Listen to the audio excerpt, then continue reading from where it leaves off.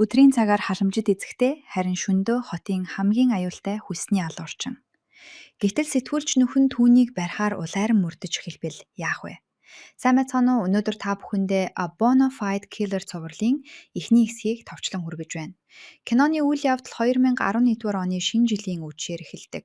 Гол дүрийн охин маань гудамжаар гав ганцаараа гэр бүлээрээ баярлан алхах хүмүүсийг харан зүрх зүсэм гунигтай алхаж явах бөгөөд энэ дүр зураг түүнд ямар их ганцаардаж байгааг нь мэдрүүлдэг. Тэрээр гэрлэн чимэглэлтэй гацуур модны өмнө зогсоод гэр бүлгүй болсон хувь тавиландаа гуниглан байх үед гинтхэн нэгэн үл таних хүн түхэж ирдэг. Тэр хүний хэн болох, юу гэж хэлж байгаа нь бидэнд сонсогддоггүй. Охин гэртээ буцаж ирэхэд түүнийг аав нь хүлээж байх бөгөөд охинд бэлэг сар байж өнгөрсөн 7 жилийн турш орхиж явсандаа буруутайгаа хүлээн зөвшөөрдөг.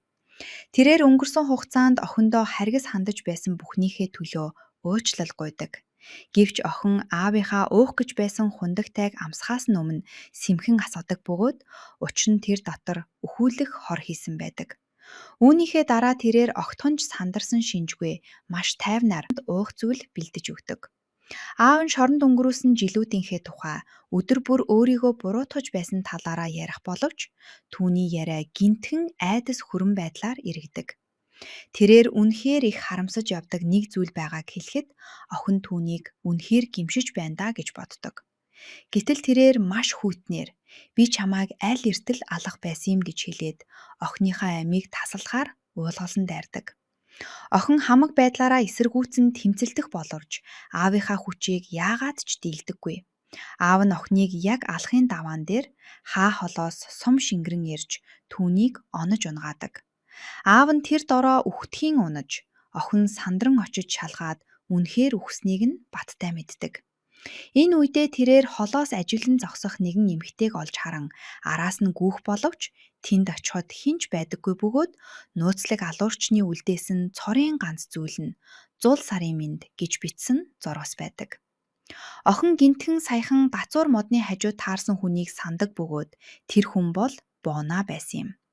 Бона охины барьж авсан цүнхнээс ойр дотны хин нэгэн нь үхэх гэж байгааг аль хэдийн анзаарсан байдаг. Тиймдээ ч тэрээр охинд зүгээр л тэр шөнөдөө цонхоо онгорхой гэрлээ асаалттай үлдээгээрэй гэж захиад өөрийнхөө хэн болохыг нууцлан үлдээсэн байдаг. Даалгавраа амжилттай биелүүлснийхээ дараа ч Боно охиныг холоос ажилан зогсох бөгөөд охин тэндээ маш удаан уйлан үлддэг. Үүнээс хойш 15 жил өнгөрч Бона одоо тис өөр амьдралаар амьдрах болдог. Тэрээр гэр бүлтэй болж Жиа гэдэг охинтой болсон бөгөөд нэгэн өглөө охиноо сургуульд нь явуулахаар сэрээж буйгаар үйл явдал үргэлжилдэг. Түүний нөхөр Тэсон санийс түүч хийдэг бөгөөд тэд хоёулаа ажилдаа явхаар цэгдэг. Архаас нь өмнө нөхөр нь маргааш тэдний хурмилсан ойн өдөр гэдгийг сануулж эртхэн ирж хамтдаа тэмдэглэхий амладаг. Боно охиноо сургуульд нь хүргэж өгөхөөр явах замд нэгэн болгоомжгүй жолооч маш аюултайгаар урдуур нь дайран орж ирдэг. Энэ үед Боно охиноо айлгахгүй хичээн тэрхүү машины усын дугаарыг чимээгүйх нь цээжлээд авдаг. Сургууль дээр ирэхэд бусад ээжүүд бөөгнөр нь зогсож, бусдын гэр бүлийг ажиглан ардуур нь ховж үе ярцгаах бөгөөд Боно Жиатай салах ёс хиймэлц хэд хэдэн ээж түүнийг ойролцоо кафед өглөөний кофе уухыг уурдаг. Тэд тэнд бусад эцэг эхчүүдийн талаар хов бадсаар цагийг өнгөрүүлэх бөгөөд хүүхдээ буруу хүмүүжүүлж байна гэж бодсон хүмүүсээ шоолон инээлдэцгэнэ. Кофе авахаар явах үедээ Боно нэгэн жаахан хүүрөө халуун кофе асгарах гэж байгааг олж хардаг. Өөр хинч түүнийг анзаахгүй бөгөөд тэрээр юу болох шахсныг хин нэгнийг анзаарахаас ч өмнө нүд ирэмхийн зуур хүүг аварч амждаг. Ингээд тэр кофегоо барин буцаж ирээд ярианд дахин нэгддэг. Ээжүүд хүүхэд асрах чөлөөний талаар мөн ажилдаа иргэн орохоос өмнө хүүхдээ өсгөхөд энэ нь хэрхэн тусалсан талаар ярилцаж эхэлдэг. Боно тэдэнд хүүхэд асрах чөлөө нь өнөөдөр албан ёсоор дуусаж маргааш ажилдаа орох эхний өдөр гэдгээ хэлдэг. Тэд гайхаж чөлөө нь хэр удаан үргэлжилсэнийг асуухад тэрээр 3 жил гэж хариулдаг. Энэ нь ээжүүдэд түүнийг төрийн жирийн нэг албан хаарч гэж бодоход хүргэх боловч Боно үүнийг үгүйсгэж зүгээр л нэг жижиг компанид ажилладаг гэдгээ тайлбарладаг. Яг энэ үед Тэсон руу нэгэн хүнээс толсон цагт уушийн газарт уулзахыг хүссэн зурвас ирдэг. Тэрээр анх төлөвлөсний дагуу гадаад руу явахын оронд чиглэлээ өөрчлөн тийшээрээ явдаг. Энэ хооронд Бона хадам ээжээсээ дуудлага хүлээн авах бөгөөд хадам ээж нь ойролцоо жижигхэн зоогийн газар ажиллалт юм. Тэрээр хадам ээж рүүгээ явах бөгөөд хадам ээж нь Тесэнд өгж явуулахаар өөрийн гараар дарсан ногоо бэлдсэн байдаг. Бона талархал илэрхийлээд зоогийн газарт нь туслахыг санал болгодог. Хадам ээж нь ч дуртайя зөвшөөрч Бонаг ногоо хэрчүүлэхээр үлдээгээд өөрөө гадаа жүүс унгаа амарч суудаг. Өдөлгүй нэг хөршин ирж хадам ээжт нь ойролцоох өөр нэг зоогийн газар түрээс нь нэмэгдснээс болоод хаагдсан тухай дуулгадаг. Тэрээр сул чөлөөтэй болсон тэр байрыг авах талаар түрээслэгчтэй ярилцахыг санал болгох бөгөөд бүр Бонагаар туслуулах талаалж дурддаг. Гэвч хадам ээж нь бэрдээ хизээж сайн байгаагүй бөгөөд Бонаг зөв болгосон харилцаа зааж өгөх гэр бүлгүй өссөн гэж үздэг. Бонаг дотор ажиллаж байх үед утас руу нь ойролцоох дэлгүүрт хяндрал зарласан тухай зурвас ирдэг.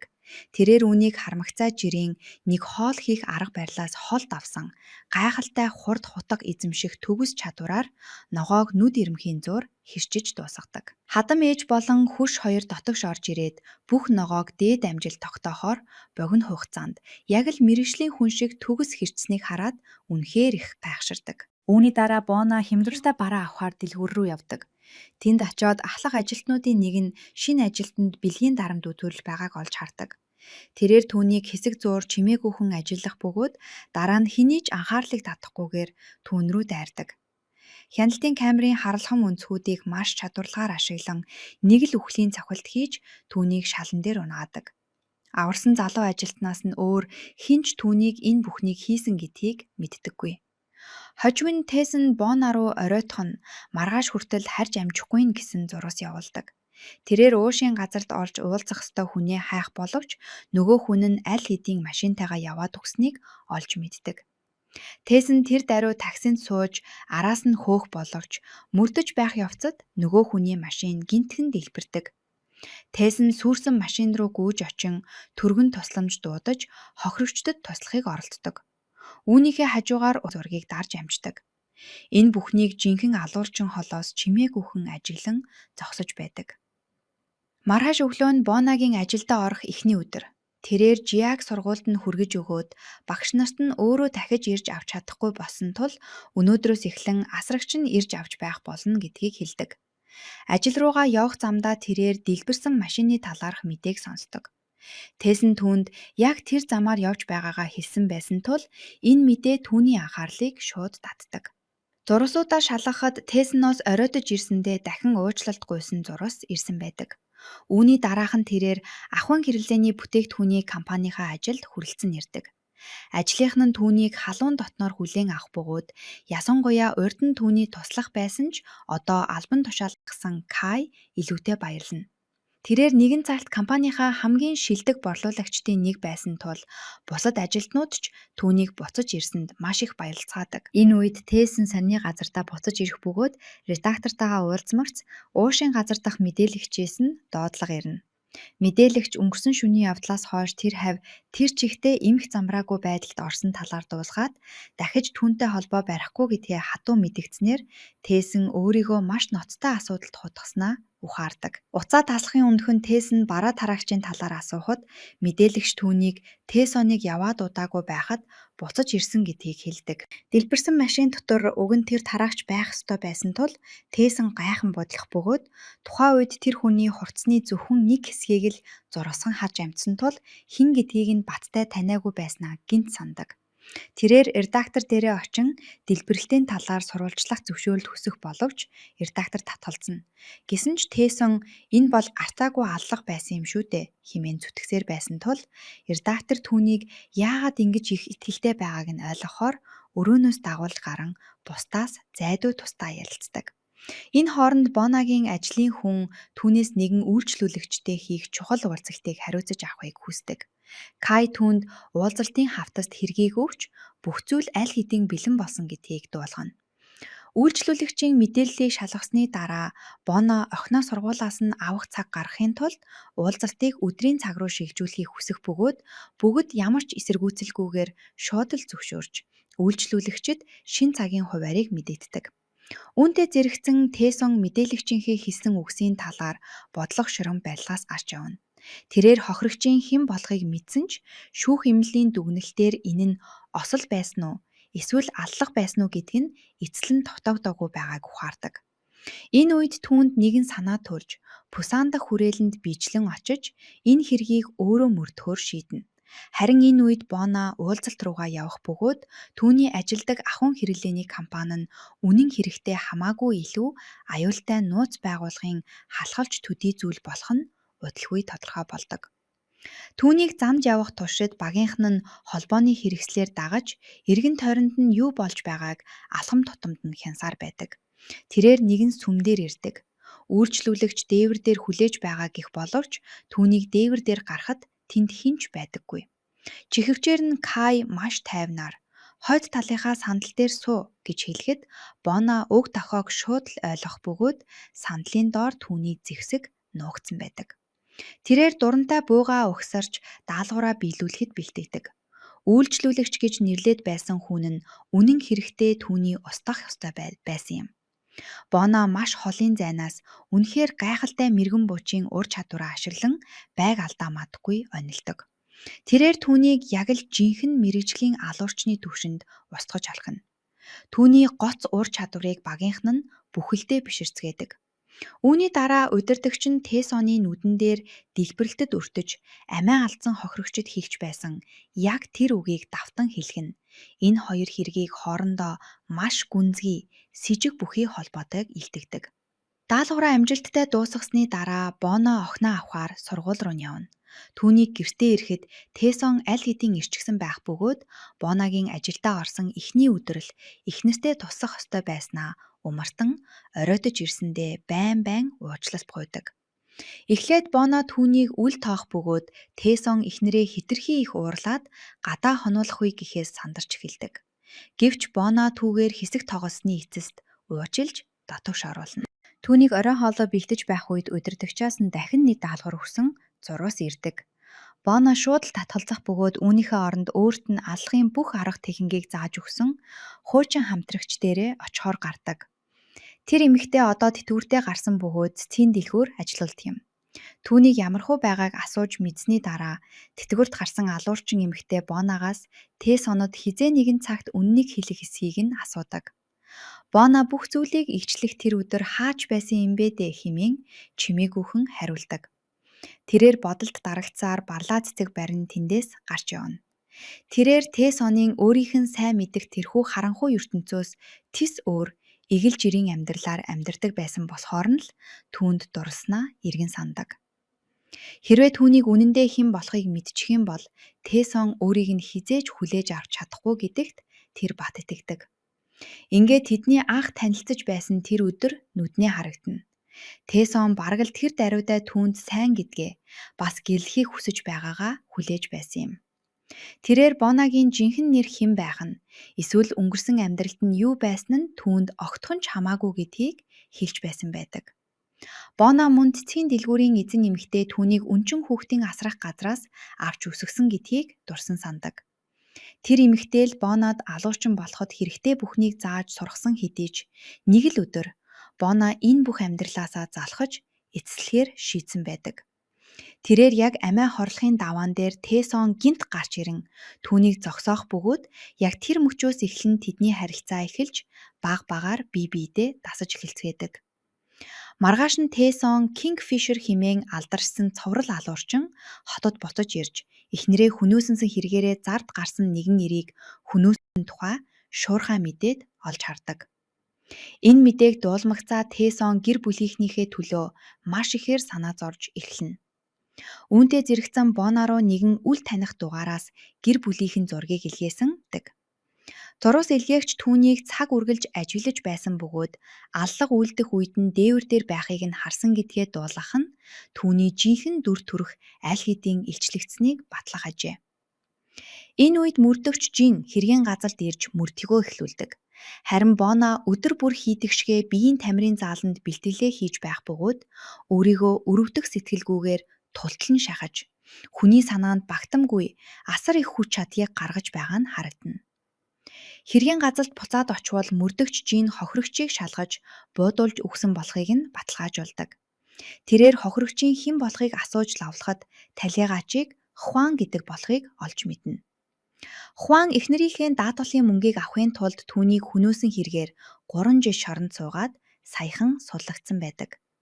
Ийм ноцтой хэрэг хийчээд ийм богино ял авсанд Жин маш их гайхширна. Гэтэл хамтан зүтгэгч нь Хуан маш сайн өмгөөлөгч хүсэлж, аллахын хэрэгээ согтуугаар тээврийн хэрэгсэл жолоодсон болгож хөнгөрүүлж чадсан талаар тайлбарлаж өгдөг. Тэд хэргийн газрыг үргэлжлүүлэн нэгжих явцдаа Филиппи рүү нисэх онгоцны тасалбар олдог бөгөөд энэ нь хав нь алагдахаасаа өмнө улсаас оргин зайлах гэж байсныг баталдаг. Мөрдөгч Жин сумыг олсныхаа дараа хаанаас бууцныг нь мөшгөн сүмийн дээвэр дээрээс буудсан болохыг нь тогтооно. Тэрээр тийшээгээ очиж дээврийг маш нямбайлан шалгах бөгөөд туслахтаа ойролцоох хяналтын камеруудын бичлэгийг цуглуулахыг даалгадаг. Хэдийгээр алуурчин хэн болохоо нуухын тулд бичлэгүүдийг аль хэдийн устгасан байх гэж дотроо хардаж байсан ч тэр ингэж шийддэг. Хэргийн газрыг шалгаж дууссаныхаа дараа Жин энэхүү аллага нь уран жилийн өмнө ор сургагүй алга болсон зөвхөн гэмт хэрэгтнүүд болон муу нэрээрээ зард гарсан хүмүүсийг бай болгодог байсан тэр л алуурчны гарын үсэгтээ яг тохирч байна гэдэгт бүрэн итгэдэг. Олон нийт тэрхүү алуурчныг Kingfisher хэмээн мэдтiim. Маргааш нь Бонагийн хилцээний дарга ажилдаа явах замдаа настай эмэгтэйгээс ногоо худдаж аваад компани дээрээ ирдэг. Түүнийг барилга руу орох үед өөр нэг багийн ахлах хурж ирнэ. Тэдний баг бүх хилцүүд дундаас хамгийн сүүлийн байранд орсонд нь бавхуурхаж эхэлнэ. Тэр хүн түүнд ажилчиддаа хамаагүй хатуу хандахыг зөвлөдөг. Үүний дараахан Бонагийн багийнхан ч эрцгэнэ. Дарга нь Бонагаас багийнхнаа үргэлжлүүлэн анхаарч халамжилж явахыг аминчлан гуйх бөгөөд учир нь тэр л ганцаараа ажилдаа үргэлж бүрэн төвлөрч чаддаг нэгэн байдаг. Энэ үед Тэ сон сонины газартаа ирж нууц камер суйрлуулсан цагаа гаргаж ирээд бичлэгүүдээ шалгадаг. Дараа нь тэр дэлбэрэлтэд өртөж амиа ардсан хохирогчийн талаар нийтлэл бичих бөгөөд тэр хүн хар тамхины 8 зэрэг олон гэмт хэрэгт орооцолдож явсан хуучин гэмт хэрэгтэн байсныг ихчилдэг. Гисэн хэдий ч цагдаа нар түүнийг хизээж баривчилж чадаагүй байдаг бөгөөд албан ёсны тайланд уг хэргийг золгүй осол байсан гэж бичсэн хэдий ч Тэсон үүнийг алуурчин дэлбэрэлтийг санаатаагаар осол мэт харагдуулахын тулд хэргийн газрыг зориуд өөрчилсөн гэж бат итгэдэг. Ажлынх нь нэг хүн түүнээс ямар нэгэн муу зүйл тохиолдохоос өмнө ялангуяа Kingfisher-ыг эргэж ирсэн гэх цуурхал тархаад байгаа энэ үед уг хэрэгээс хол байхыг зөвлөдөг. Удалгүй дахин нэг мэдээ гарч ирнэ.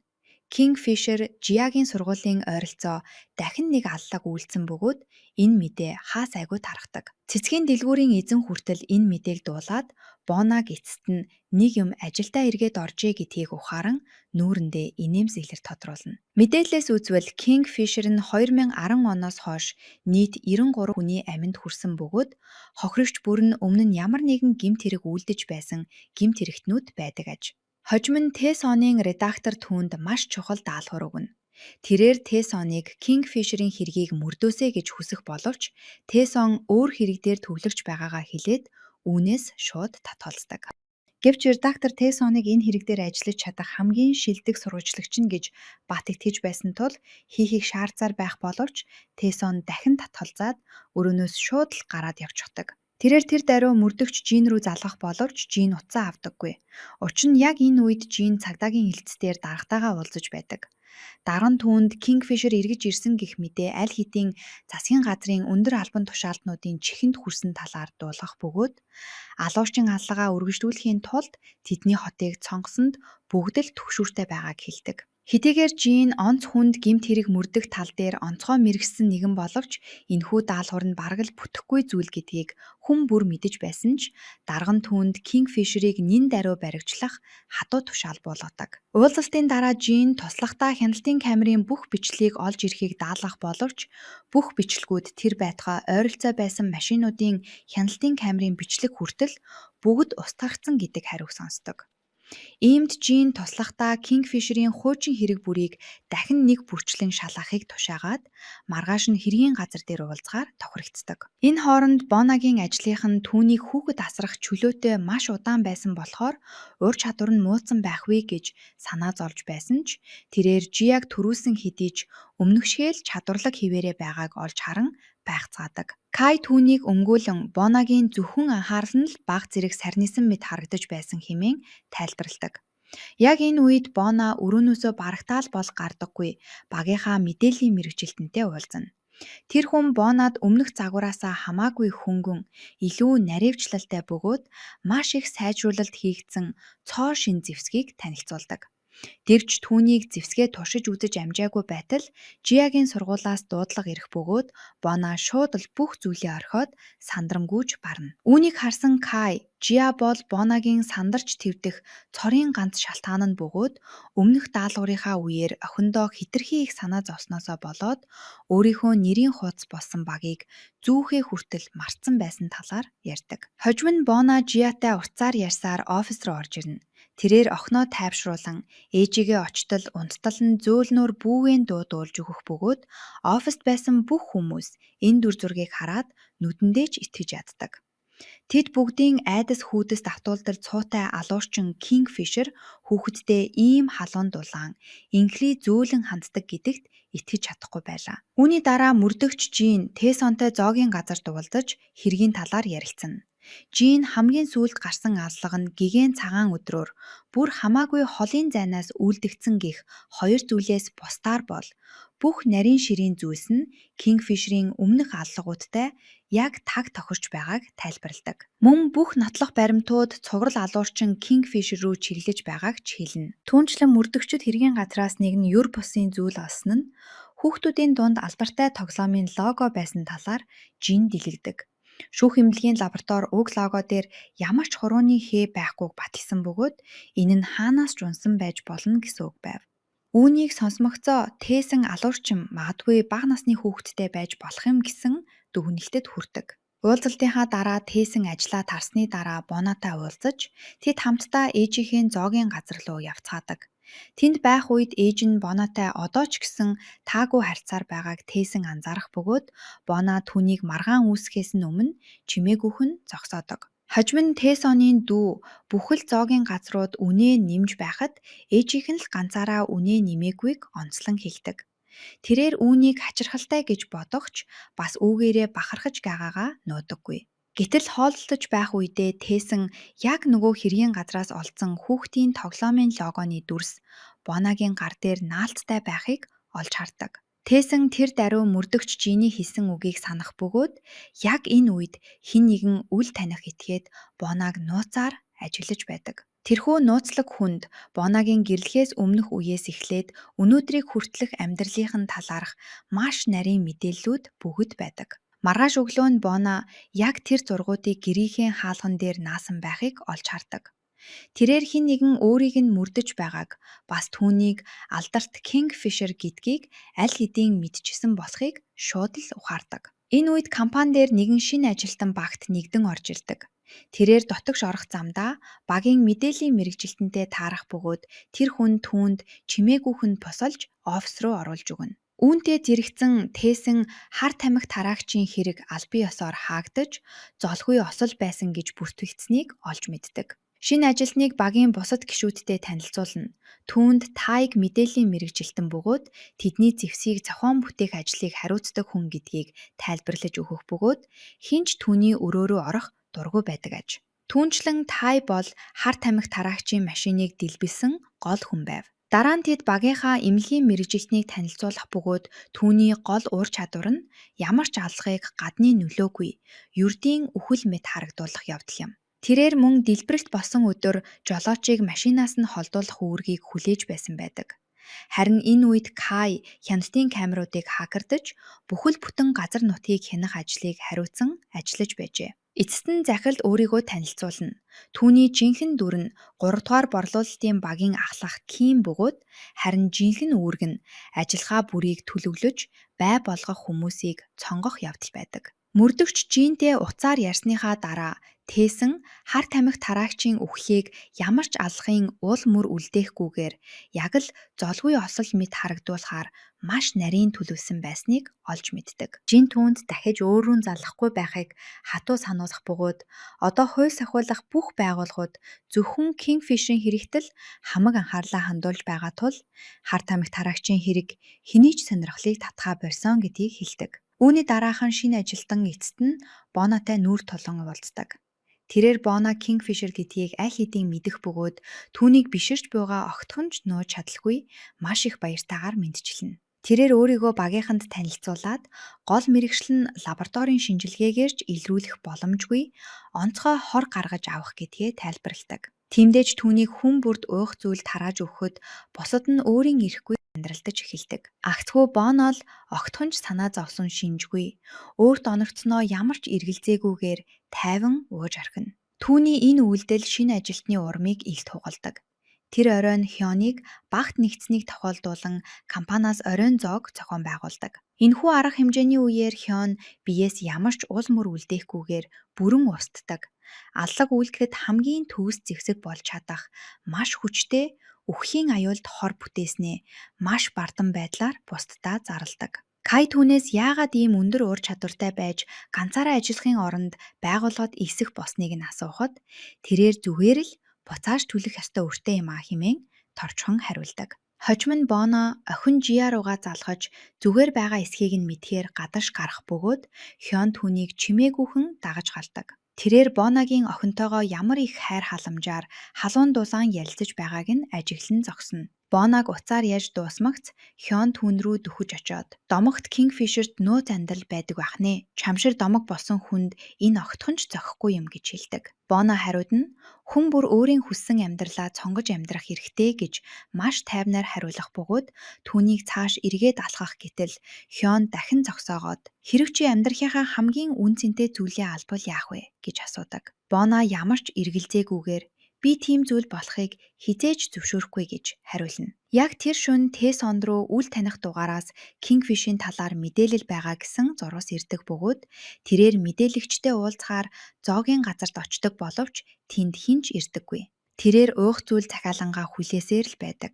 Энэ үед Боно Хёныг ажилдаа ирээгүйг дуулаад маш их гайхширна. Дөнгөж ажилд орсон 2 дахь өдрөө л чөлөө авсан нь Бонод ямар нэгэн зүйл буруу байгааг шууд мэдрүүлдэг. Тэрээр Тэсон руу залгах боловч утас нь дуудахгүй байх бөгөөд хэдхэн хормын дараа түүнд Тэсонын ухаангүй байгааг харуулсан зураг ирдэг. Яг энэ үед Кай Хёны хувийн хэргийг шалгаж байгаад түүний багт нэгдсэн жинхэнэ шалтгааныг нь олж мэдэн тэр даруй захирал Кимд дуулгадаг.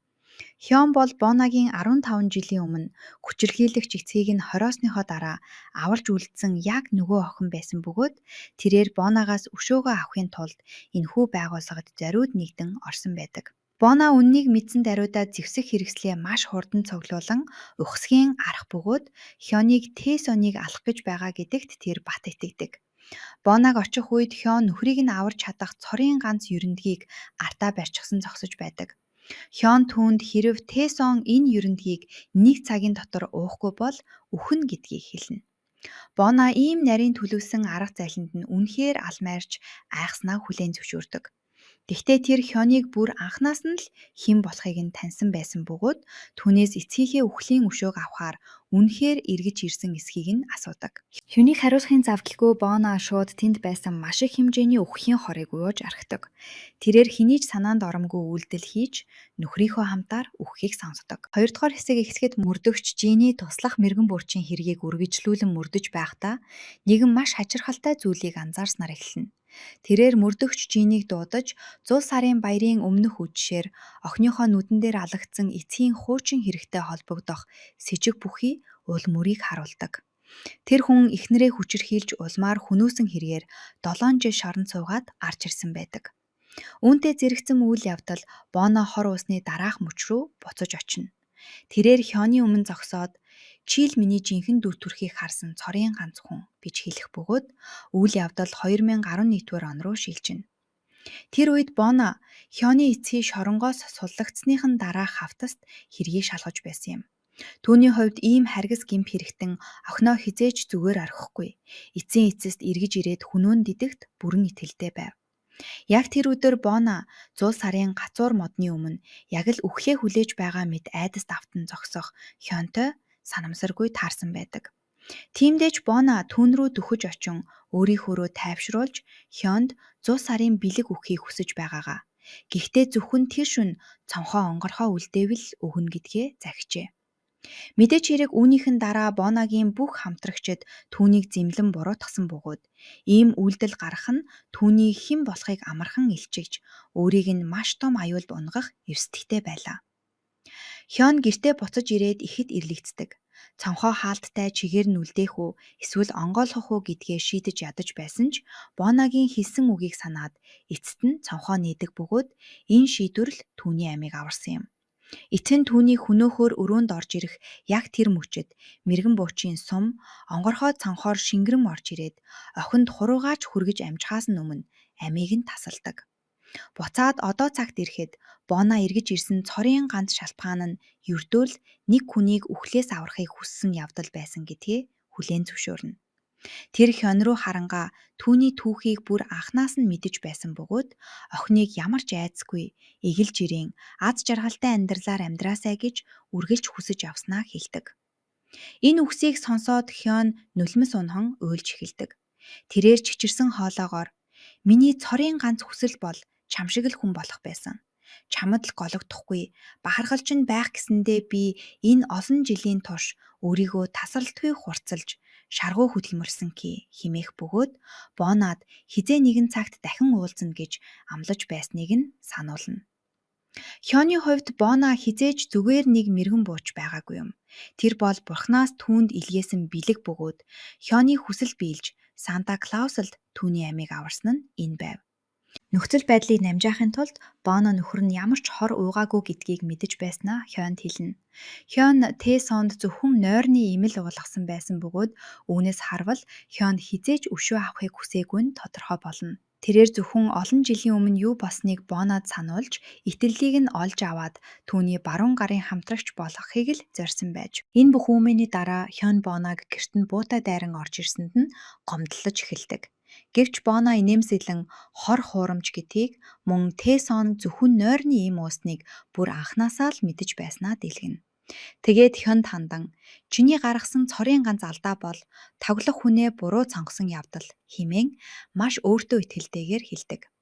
Боно байраар явж байхдаа хүшгийг хойш сөхөөд дэнт цогтсдог. Ханаар дүүрэн түүний 2011 оноос хойших бүр дэрлэхээс нь ч өмнөх үеийн зургуудыг наасан байхыг олж харна. Хён түүнийг олон жилийн турш яг л сүүдэр шиг нь дагаж нууцаар ажилласаар ирснийг тэр сая л ухаардаг. Хён инээмсэглэн 6 жилийн өмнө Боног ажил дээр нь санамсаргүй харсан талаараа тайлбарлана. Тэр үед тэрээр маш их баярлаж, мэдлэгээр гүйж очсон ч хажууд нь Тэсон байхыг хараад шоконд орсон байдаг. Тэдний бие биеэ ширтэх харцнаас мэдрэгдэх тэр хайр Хёныг бүхэлд нь алмайруулсан байлаа. Хүн бүрийн зүрхэнд шар ус хуруулсан аимшигт мэргэн бууч Кингфишер ганцхан эрэгтэйгээс болоод ийм тайван, инхри зөөлөн эмэгтэй болж бүхэл бүтэн амьдралаа өөрчилнө гэж тэр хизээж төсөөж байсангүй. Тэрээр үргэлжлүүлэн "Миний цорын ганц хүсэл бол хэнийг ч тоодоггүй байсан тэр л хуучин Кингфишерийг эргэж ирээсэй л гэж хүсэж байсан" гэж хэлнэ. Гэвч Боно түүнд хувийн амьдрал нь өөр хүнд ч хамаагүй гэдгийг сануулдаг. Тэрээр одоогийнхоо амьдралд үнэхээр чин сэтгэлээсээ жаргалтай байгаа бөгөөд хэрвээ Хён Боног амийг нь аварсан гэж бодож байвал Тэсон ч мөн Боногийн сүнсийг аварч гэрэлд гаргасан ачийг хүртэх эрхтэй нэгэн гэдгийг ойлгуулдаг. Боно явахынхаа өмнө Хён руу хараад "Намайг Кингфишер гэх нэрээр минь битгий дуудаарай. Ажиг дээр зүгээр л жинхэнэ нэрээр минь дуудаж бай" гэж хэлдэг. Энэ үгийг сонсоод Хён аз жаргалдаа бялуурч нулимс асгаруулдаг бөгөөд эцэст нь тэр Боногийн хажууд зогсож хамт ажиллаж өдөр бүр түүнийг харах болно гэдэгтээ бараг л итгэж өгдөггүй. Хожим нь Боно зоогийн газар руу очиж Тэсоныг сэрээдэг. Тэсон сэрмэгцээ яг тэндээ унтаж орхиод эхнэртэйгээ болцох болцоогоо таг марцсандаа өөрөө ч итгэдэггүй. Тэр даруй сүртэйгээр уучлалт гуйж эхлэх бөгөөд аяг тавгаа угааж охиноо бүтэн сарын турш цэцэрлэгт нь хүргэж өгч бүр орой бүр үлгэр ярьж өгч байхаа хүртэл амсан сандчиж байдаг. Энэ үед үйл явдал мөрдөгч Жини туслах руу шилжих бөгөөд тэрээр Кингфишер Хёны амийг аварсанд үнэхээр их гайхан биширч байлаа. Гэвч Жин түүнийг бодит байдалд хурдан нь аргагүй эргүүлэн арчирдаг. Кингфишерийн хөнөөсөн хүн бүр гэмт хэрэгтэн байсан нь үнэн ч энэ нь аллах үйлдэлийг огтхон ч зөвтгөх шалтгаан болохгүй гэдгийг хатуу сануулад тэд ямар ч үнээр хамаагүй хамтарч түүнийг барих ёстойг сануулна. Маргааш нь хэсэг өндөр настан ууланд алхаж байтал Нэг нь газраас цохиусан хүний гар олж харснаар тэдний аялал хар дарсан зүүд болон хуурдаг. Тэр эмэгтэй яг л оршуусхан дээр байгаа мэт аимшигтайгаар хашрам орилно. Үүнтэй зэрэгцэн Тэсон ажил дээрээ үл таних дугаараас ирсэн зургасыг шалгаж байв. Тэрээр хүлээн авахчаас энэ талаар лаллах боловч хинч түүнийг сургасаж ирээгүй гэсэн хариу сонсдог. Яг энэ үед сэтгүүлч Юри уух зүйл барьсаар орж ирэн Тэсонд дүгнэ. Бүсгүй түүнд сайн нь илт байх боловч Тэсон үүнийг нэг их тоосон шинжгүй. Оронд нь хит хитэн хавтаст хэрэг сар байгаад буцааж авчрахыг даалгадаг. Сайн сэтгүүлч хүн уух юм зөөж биш, харин судалгаа хийж сайн нийтлэл бичиж байж л бусдад үнэлэгддэг гэдгийг тэрээр сануулдаг. Уулаас олдсон цогцыг авчирсны дараа Жин шүүх эмнэлэг дээр ирнэ. Шүүх эмнэлгийн шинжээч 5 жилийн өмнө Жинийг эд эрхтний 8-ны бүлэглэлийг мөрдөж байсан болохоор нь зориуд дуудсан гэдгээ тайлбарладаг. Цогцыг шинжилснийхаа дараа тэрээр нэгэн аимшигтай үннийг дэлгэдэг. Хохирогчийн биед нэг ч эрүүл эрхтэн үлдээгүй байсан бөгөөд уушхий, зүрх, бөөр, нойр булчирхайг нь бүгдийг нь авчээ. Яснаас нь тавиах арьснаас өөр юу ч үлдсэнгүй. Цогцыг 4 орчим 7 хоногийн өмнө булсан байв. Бүр оёдлыг нь хүртэл яг л уран хийцтэй хевс нэхэж байгаа мэт маш нарийн нямбай ойсон байлаа.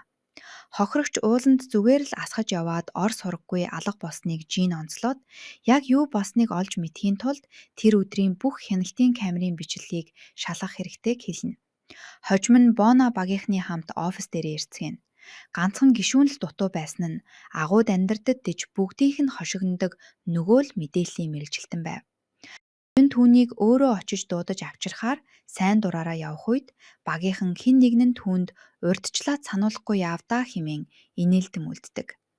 Тэднийг хошигнож дуусаагүй шахан байтал хаяун өрөөнөөс нь үнэртэх аимшигтай үнрээс болоод бараг л амьсгалж чадахгүй шахам буцаж гүгээд ирдэг. Тэр өрөөнөөс хэдэн жил усанд ороогүй юм шиг л бохирын сувгийн шиг эвгүй үнэр ханхалж байсан юм. Уулзалтын дараа бүгд өдрийн хоолндоо орохоор цахилгаан шатанд сууцгаана. Тэдэнтэй 2 дугаар багийн ахлах өөрийнхөө хүмүүстэй цуг орж ирдэг. Тэрээр заншил ёсороо шууд лигөөцсөн үгс чулуудаж бүгдийг нь шүүмжилж эхэлнэ. Тэр Кимд борлуулалтын хилцэнхэнд зориулж уулзалт, аялал зохион байгуулж байгаагаа хэлээд багийнх нь хэр чадвартайг батлан харуулна гэж найдаж байгаагаа бардамлан хэлдэг. Үүнийг сонссон түүний төвчээр алдагдаж бартаа хортой шил атхан түүнийг хөнөөхөд бэлэн боловч азар багийнхан нь байдлыг хяналтаас гарахаас өмнө түүнийг яг цагт нь зогсоож амждаг. Өдрийн хоолны үеэр хаяун тэр аялалд заавал явах хэрэгтэй юм уу? Шал хэрэггүй зүйл шиг санагдаж байна гэж асуухад Ким тэднийг ажилд орсноосоо хойш нэг ч удаа ийм аялалд явж үзээгүй гэдгийг тайлбарлаж өгдөг. Багт нэгэн л орсон юм чинь ядаж ганц удаач болов аялалд явхад буруутахгүй шүү дээ. Анхандаа энэ санааг огтхонч дэмжихгүй байсан хэдий ч Бонагийн ямар их догдолж баяртай байгааг хараад бодлоо өөрчилж хамтдаа явхаар шийддэг. Маргааш нь 2 багийнхан тус тусын багийн өнгийг ихтгсэн хувцас өмсөн цувдрах бөгөөд энэ үед Бона руу охин залгадаг. Түүнийг уцаа авмарц багийнхан бусад гишүүд чимээгүй хүн цааш холдцгооно. Тэд бүгдээрээ Бонаг охиноо орхиод явах гэж байгаадаа гүнигтэй байгаа байх гэж бодцоох боловч Бона үнэн хэрэгтээ маш их баяртай байгааг олж мэдээд ихэд гайхширдаг. Учир нь Бонад олон жилийн дараа анх удаа л жинхэнэ эрх чөлөөгөө мэдэрч байгаа мэт санагдаж байсан юм. Аялын замд ууланд гарсан хит хитэн нууцлаг алга болсон хүмүүсийн талаарх мэдээ зурагтаар гарна.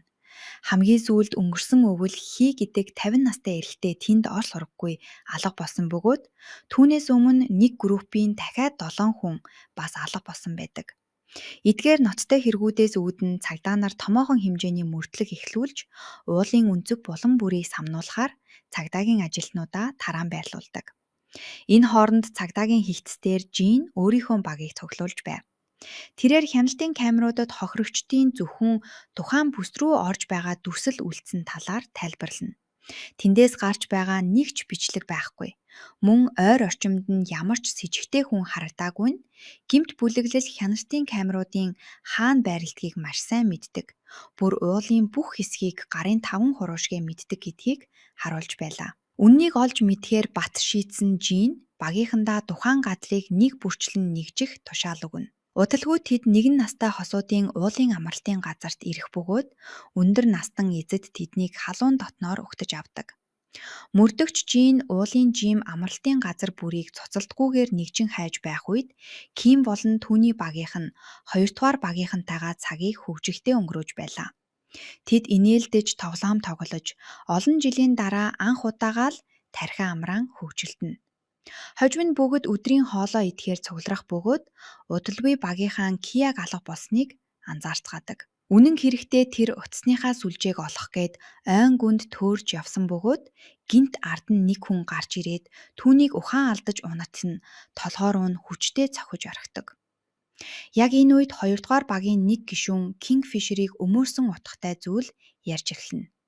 Тэрээр Кингфишерийг зөвхөн гэмт хэрэгтнүүдийг л бай болгодог хэмээн маргах бөгөөд бусдыг бүрч их гайхшуулсан зүйл нь түүний багийнхан бүгд энэ бодолтой нь санал нийгж байсан явдал юм. Бүр тэд мэргэн буучийг хизээж битгий баригдаасай, гэмт хэрэгтнүүдийг үргэлжлүүлэн устгасаар л байгаасай гэж хүсэж байгаагаа ч нуудаггүй. Харин өөр нэг газарт эмээн том цүнх дүүрэн хоол хүнс барьсаар Тэсонинд ирдэг.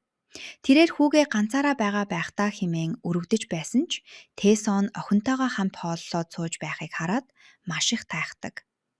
Тэгээд Сон түүнд Бона явхаасаа өмнө өөрийнх нь хамгийн дуртай бүх хоолыг хийж үлдээсэн гэдгийг хэлнэ. Энэ хооронд Боно хоёрдугаар багийн ахлагтай архины бооцоо тавин мөрсөлдөх бөгөөд түүнийг ухаан алдаж унатна уусаар л байдаг. Дараа нь өнөөх настай эмэгтэй хүн бүрд зориулж зөвийн балтай ус аягалан барьсаар орж ирдэг. Гэтэл настай эмэгтэйг өрөөнөөс гармагц тэнд байсан хүмүүс бүгд шалан дээр ухаан алтан унцгаана. Гарцгүй Ким болон түүний багийнхнаас босдно шүү дээ. Ийхүү Ким бүр анханасаа л бүх зүйлийг мэдэж байсан нь илчлэгддэг. Тэр аль хэдийн энэхүү гэмт бүлэглэлийн талаарх нууц мэдээллийг цуглуулсан байжээ. Гэмт хэрэгтнүүд уулын зүүн хэсэгт байрлах амралтын газрын настай эзэдийн дүрд хуурин нуугдаж байсан байдаг. Тиймээс энэхүү компани аялал нь огтхон ч санамсаргүй хэрэг биш байсан бөгөөд бүр анханасаа л маш нарийн төлөвлөгдсөн байсан байв. Тэдний жинхэнэ зорилго бол ердөө л нотлох баримт цуглуулах явдал байсан юм. Харин Киягийн хувьд түүний даалгавар нь тэр хавийг бүхэлд нь тандах байв. Тэрээр тус барилгыг гар утсаар тусламж дуудах боломжгүй болгодог цахилгаан соронзон хамгаалтаар тоногдсон болохыг олж мэддэг. Тайгийн даалгавар бол тэдний яг хаана байгааг тогтоох байсан бөгөөд тэрээр хяналтын камерынхаа тусламжтайгаар үүнийгэж амжилттай биелүүлнэ. Дараа нь Хёны ээлж ирэх бөгөөд тэр хэдхэн секундын дотор аягтай зүйлийг шалгаж үзэхэд бүгдэнд нь нойрсуулах эм хийснийг мэдээд шуудхан хордлох тайлах эмийг багийнхныхаа аяганд сэмхэн хийж амждаг. Энэ бүхний эцэст бүгд цочролд ордог. Найрсаг өндөр настан зочид буудлын эзэд зочиддоо ингэж хандна гэж хинч төсөөлөөгүй байв. Ким үүнийг цагдаа нар ойртож байгааг мэдсэн гэмт бүлэглэлийнхэн зүгтгаар бэлтэж байсантай холбоотой гэж тайлбарладаг. Хён алга босон Тайг хайхаар гадарш гүйж гарах бөгөөд түүнийг ойрогцоо нөөгдөж байхыг нь олдог. Тэд хөгшнийг агуулгын барилгаас гармагцсан дотогш чимээгүйхэн сэмхэн орж Кияг хүлээдэй байхыг олж харна. Энэ үед Ким гинтхэн гэмт бүлэглэлийнхнэр хүрээлүүлсэн байх бөгөөд тайван байхын оронд тэдний нэгийг нь зориуд үдэж орхидог. Нөгөөх нь ч түүний нүүр рүү хүчтэй цохиж ухаан алдуулна. Ким сэрэгтэй багийнхантайгаа хамт хүлээдэй байх бөгөөд өнөө хөгшин олзны хүмүүсээ харан баясан зогсож байв. Ийм олон залуу хүмүүс байгаа болохоор тэр хүн тус бүрээс 300 мянгаыг олно гэж тооцоолж байлаа. Гэтэл гинтхэн түүний анхаарлыг нэг зүйл татсан нь Кимийн утас руу ажиллагаа амжилттай дууслаа гэсэн зурус ирсэн явдал байв. Гадаа Хён юу болоод байгааг огт мэдэхгүй байсан тул дотогш дайран орж бүгдийг нь авахыг хүсэх боловч Кия түүнийг зогсоодог. Кия түүнд Ким өмнө нь армийн тусгай хүчинд алба хааж байсан тул өөрийгөө маш сайн хамгаалж чадна гэдгийг тайлбарладаг.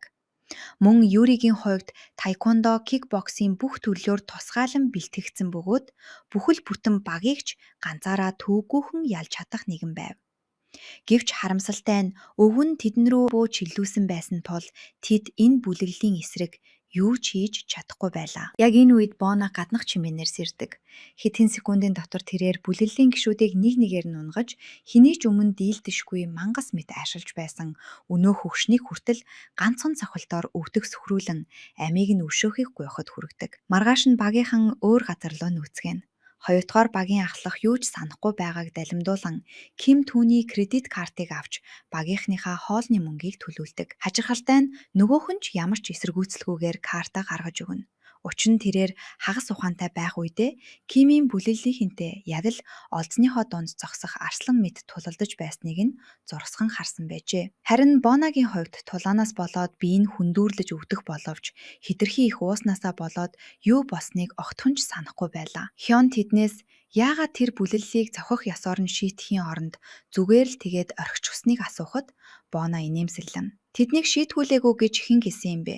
Тэдний амсан зодуур бол зөвхөн эхлэл нь байсан" гэж хариулдаг. Жинхэнэ гинтийн бэлгэн цагдаа нар тэдний нуувч руу дайран орж өндөр настан бүлэглэлийн гишүүдийг хамтрагчдийнх нь хамт баривчилсан явдал байв. Өвгөн өөрөө цагдаа руу залхаж бууж өгсөн бөгөөд хинч түүнийг байцаагаагүй байхад л бүх хэрэгээ сайн дураараа хүлээжээ. Тэрээр эд эрхтний 8 эрхэлж 7 хохирогчийг хөнөөн эрхтнийг нь авч цогцыг нь ууланд булснаа хүлээн зөвшөөрснөөр барахгүй цогцыг задлан шинжилдэг байсан агуулгынхаа байршлыг хүртэл зааж өгсөн байлаа. Мөрдөгч Жин сэжигтнүүдийн нэг нь ч эрүү саруул үлдээгүй бөгөөд бүгд битүү бэртэл гэмтэлтэй байгааг анзаарна.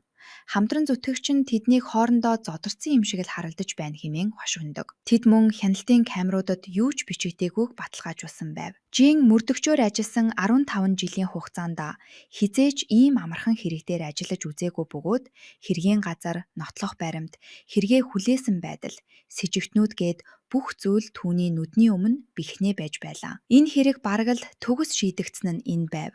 Харин дотор яг юу болсон нь одоо түүнд огтхон ч хамаагүй байсан бөгөөд хэрэг албан ёсоор хаагддаг. Энэ хооронд мөрдөгч Жиний туслах хохирогчдын эд эрхтнийг авч байсан эмчийг зүхтгаас нь өмнө амжиж баривчилна. Үйл явдал Хён руу шилжих бөгөөд тэрээр гэмт хэрэгтнүүдэд хүртэх ёстой шийдэлийг нь өгөхийн оронд зүгээр л цагдаа нарт тушаачсанд нь Бонаг шүмжилдэг. Гэвч Боно түүнд хүн бүрд өөр өөрийн гэсэн гүйцэтгэх үүрэг байдаг бөгөөд энэ хорвоо ертөнц дүүрм журамгүйгээр оршин тогтнох боломжгүй гэдгийг маш тайвнаар тайлбарлана. Удалгүй цагдаа нар жуурчдыг хулгайлж эд эрхтнийг нь авдаг байсан гэмт бүлэглэлийг устгасан тухай мэдээ хаа сайгүй тархах бөгөөд цувралаар хүмүүс алга болдог байсан хэрэг эцэстээ нэг юм шийдэгдэж ууланд булагдсан бүх цогцыг олж гаргадаг. Хожим нь Жин өрөөндөө ганцаараа суугаад Кингфишерийн дараагийн нүүдлийг таамаглахыг оролдох бөгөөд энэ үед түүнд нэгэн гайхалтай санаа төрдөг. Алуурчныг мөшгөж суухын оронд дараагийн хохирогч хэн байх вэ гэдгийг л олох нь чухал байлаа.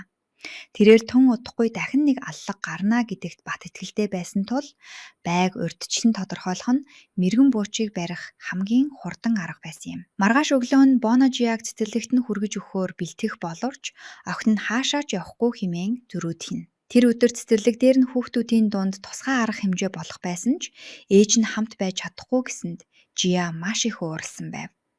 Охиныхоо эсэргүүцлийг үл тоон Боно түүнийг зөөлнөөр хөтлөн машиндаа суулгаад замдаа ажлынхаа нэг хүнийг охинтой нь хамт авдаг. Хоёр бяцхан охин хоёулаа урамгүй байгаа нь илт харагдах бөгөөд ээжүүд нь үргэлж ажил ихтэй байдлаас болж өөрсдийгөө орхигдсон мэт мэдэрцгээж байв. Цэцэрлэг дээр очисон хойноож Жиа ээжтэйгээ салах ёс хийлгүй шууд л татушгүйгээд орчтгоно. Бонод охиндоо хангалттай цаг гаргаж чадахгүй байгаадаа өөрийгөө буруутгах мэдрэмжийг төрүүлдэг. Өөр нэг газарт чойл химээх гэмт хэрэгтэн шоронд 16 жил ял идээд суллагдана. Буцаад цэцэрлэг рүү очивол Жиа бусад хүүхдүүдтэй товлохгүй ганцаараа сууж байсан ч Боног олж хармагцаа нүүрнийх нь хувирал тэр чигтээ өөрчлөгддөг. Тэрээр шууд баярлан гүйж очиод бусад хүүхдүүдтэй тавлаж эхэлнэ. Энэ үед 3 ээж Боног хүрээлэн зогсоод түүнд намжихаж эхэлдэг. Тэд ажил нь хэдий завгүй байсан ч охиндоо үргэлж нийтвэрд цаг гаргах ёстойг сануулна. Ийхүү ярилцаж байх зуур нэг ээж нь чой суллагдсан тухай мэдээг уншдаг. Цагдаагийн газрын гадаа олон хүн цугларч түүнийг хизээж суллах ёсгүй хэмээн эсэргүүцлээ илэрхийлэн жагсаж байлаа. Чойл гэгч нь 8 настай охиныг хүчирхийлсэн хэрэгээр шоронд орсон аимшигт гэмт хэрэгтэн байсан бөгөөд үүнийг сонссон ээжүүд маш ихээр хилэг нэцгэн. Тэд түүнийг амьдралынхаа эцсийн мөч хүртэл торны цаана хатах ёстой байсан юм хэмээн дургуутсаж байв. Бүр нэг нь хэрвээ түүнд Кингфишерийн утасны дугаар байсан бол шууд л залгаад Тэр араатныг өөр нэг хүүхдийг гэмтээхээс өмнө устгаад өгөөч гэж уйх байсан гэдгээч нуусангүй. Энэ бүх яриа яг л Бонагийн нүдэн дээр өрнөх бөгөөд тэрээр юу ч хэлэлгүй. Чимээгүйхэн уйх зүйлээ шимингээ цагаа байн шалгаж суудаг. Үүнтэй зэрэгцэн Тэсон, Юри хоёр цагдаагийн газрын гадаа уг үйл явдлыг сурвалжлан тогсож байв. Тэд хүүхдийнхээ аюулгүй байдалд санаа зовж айдаст автсан эцэг эхчүүд хаа сайгүй цугларсныг анзаардаг. Чойлыг эцэст нь гарч ирэх үед цугларсан олон шуугилдож эхэлнэ. Хүн бүрэл түүнийг дахин нэг гэмт хэрэг үйлдэхээс өмнө цаазаар авахыг шаардах боловч чойлд энэ нь огтхон ч хамаагүй мэт байлаа. Тэрээр цугларсан хүмүүсийг зориуд өдөөн хатгаж нүүр рүү нь бардам гэгчин инээсээр тээврийн хэрэгсэлд орж суудаг. Энэ хооронд Жин шоронгийн тээврийн хэрэгслийг маш нэгт дагаж явна. Өмнө нь тэрээр туслахаасаа сүүлийн 15 жилийн хугацаанд гарсан хүүхдийн хүчирхийллийн бүх хэргийг шалгахыг хүссэн байв. Үр дүн нь тэднийг үнэхээр алмайруулдаг. Нийт 8 гэмт хэрэгтэн ял шийтгүүлсэн байсан бөгөөд тэд бүгд үхсэн байлаа. Хүн бүр автослоор живж тогтон цохиулж эсвэл үүнтэй төстөө яг л золгүй осол мэт байдлаар амиа алдсан байв. Хамгийн чухал нь тэд бүгд шоронгоос суллагдсан яг тэр өдрөө үхсэн байдаг. Энэ бүхэн Жинд Чойл бол алцаагүй Кингфишерийн дараагийн бай мөн гэдгийг бүрэн батж өгдөг. Явж байх замдаа Чойл түүнийг харгалзан явсан мөрдөгчөөс бие засах газарт орохын тулд ойролцоох зогсоол дээр зогсохыг хүсдэг. Гэтэл хэдхэн хормын дараа хачирхалтай зүйл тохиолддог. Түүний шагаанд зүүсэн цахим хяналтын төхөөрөмжийг оролдож байна гэсэн дохио ирхэн тэр. Цалдаанаар сандран дотогш орох боловч Чойл аль хэдийн ор сураггүй алга болсон байлаа. Тэрээр угаалгын өрөөний жижиг цанхоор оргон зайлсан байв. Жин энэ мэдээг сонсоод шоконд орох бөгөөд тэр даруй хайгуулд нэгддэг. Тэгж жинхэнэ шок нь юу байсан бэ гэвэл тайл түүнд зүхтахт нь тусалсан бөгөөд үүнийг химийн тушаалаар хийсэн явдал байлаа. Тэд энэ ажиллагааг бүр анхнаасаа л нарийн төлөвлөж байсан нь тодорхой болно.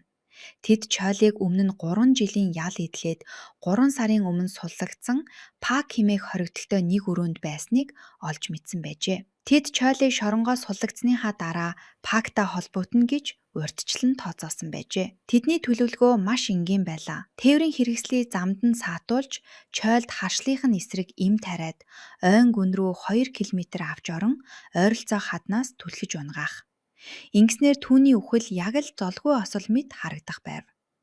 Чойл анхандаа тэдэнд итгэхгүй байсан ч цалдаанаар хаа сайгүй эрен сурвалжилж байсан тул аргагүй эрхэнд машин цурхаас өөр цомолтгүй болдог. Гэтэл тэрээр өчүүхэн төдийч гимшсэн шинжгүүгээр үл барам.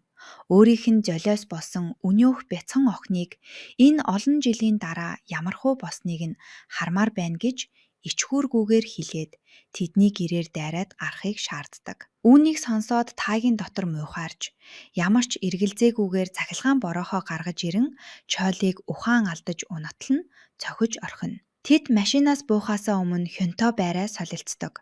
Энэ хооронд мөрдөгч Жин GPS-ийн дохоогоор мушгиж замыг дунд жолоочийг нь унтуулад орхисон машиныг олдог. Жиний туслах Чойлыг дотор нь байгаа байх гэж найдан авирж орох боловч байшил тогтоогчийг хиймэл хүлэнд зүүгээд орхисныг олж харна. Тэрээр үүнийг жинхэнэ хүний мүч байна гэж андууран айсандаа шидэж орхидог. Удалгүй Тэсон хурж ирэх бөгөөд тэрээр анхнаасаа л Жинийг дагаж явсан нь тодорхой болдог.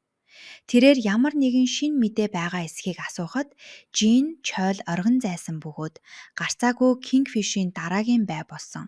Тиймээс алуурчнаас өмнө түүнийг олох ёстойг сануулдаг. Гэтэл яг энэ үед Чойл гинтхэн ухаан орж халааснасаа хурц үзүүртэй зүйл сэмхэн гаргаж ирээд хүлээсээ тасалж улмаар Кимийн мөр рүү дүрж орхидог. Ким шархнаасаа болоод жолоодлогоо алдснаар машин осолдно. Чойл тэр даруй машинаас өсрөн буух боловч үүгээр зогссонгүй машинаас хүчээр буулгаж машиныг нь дээрэмдээд цугтаадаг. Битэл хэдхэн хормын дараа тэрээр машины арын суудалд нэгэн бяцхан хүүхэд уйлаа сууж байхыг олж хардаг. Өөр нэг газарт Боно охинтойгоо дэлгүүрт худалдаа хийж байв. Зурагтаар Чойл цагдаагийн хяналтаас оргон зайлж 3 настай хүүхэд барьцаасан тухай шуурхай мэдээ гармагц үр хүүхдийнхээ төлөө айж твцэн эцэг эхчүүдийн дунд үмэн самун дэгдэнэ. Энэ үед Ким болон түүний багийнхан хүүхдийг аврахыг хамгийн нийтвээр зорилгоо болгодог. Гэтэл чойл гинтхэн хамгийн ойр байх боомт руу дахиж очиод машины хаалгыг чоожлон бот нь хүүхэд байсаар байхад машиныг тэр чигт нь ус руу түтгэж орхиод зугтчихдаг. Азар Ким машины бүрэн живхээс өмнө амжиж зогсоож чадах бөгөөд Хён бяцхан хүүхдийг яаравчлан авардаг. Харин чойл нэгэн завь хулгайлж усан дээгүүр хурдлан оцноор мултарч дөнгөдөг. Гэтэл гинтхэн ганцхан сум түүний магнаан яг голд зоогдож тэрээр тэнгисийн ус руу үхтхийн ундаг. Дараагийн хэсэгт Боно хамгаалтын цамхаг дээр зогсож байх бөгөөд алдаа мадгүй ганцхан төгс буудалтаар даасгаараа амжилттай биелүүлсэн нь харагдана. Түүнчлэн Боно хизээд цус урсахаас үзен яддаг байсан бөгөөд хүмүүс нүднийх нь өмнө ам тавихыг харж төвчдөггүй нэгэн болох нь энэ үед тодорхой болдог. Яг энэ шалтгаанаар л тэр гэмт хэрэгтнүүдтэй хизээж ойроос нүүр тулахгүй тулд мэргэн бууж болох замыг конгосон байж. Хожим нь цагдаа нар бомбт дээр ирж толгойдоо буудуулсан чолын цогсыг уснаас гаргаж авна. Хэрвээ энэ удаад Боно цагдаа нарын гол бай болоогүй байсан бол бүх зүйл яг л төгс байх байлаа. Өмнөх хэрэгүүдтэй харьцуулахад энэ удаагийн сумыг зүгээр л нэг золгүй осол байсан гэд хаах ямар ч боломжгүй байв. Үүний дараа Боно гэртээ харж Жиад ихчийнхээсээ очиж авдаг. Тэнд түүнд Оросоос нэгэн хүүхэлдээ хийсэн илгээмж ирсэн байх бөгөөд тэрээр үүнийг онгойлгож үзэхэд дотор нь жижиг харт хөрөмж нуусан байдаг. Боно ямар ч эргэлзээгүйгээр аяхтай ус руу хийж орхино. Яг энэ үед Т-сон руу өнөөх үл таних дугаараас дахин нэг зурвас ирдэг. Тэнд бүх зүйл яг тушаалын дагуу явагдаж байна гэж бичсэн байр. За энэ хүрээ 4-р анги дууслаа.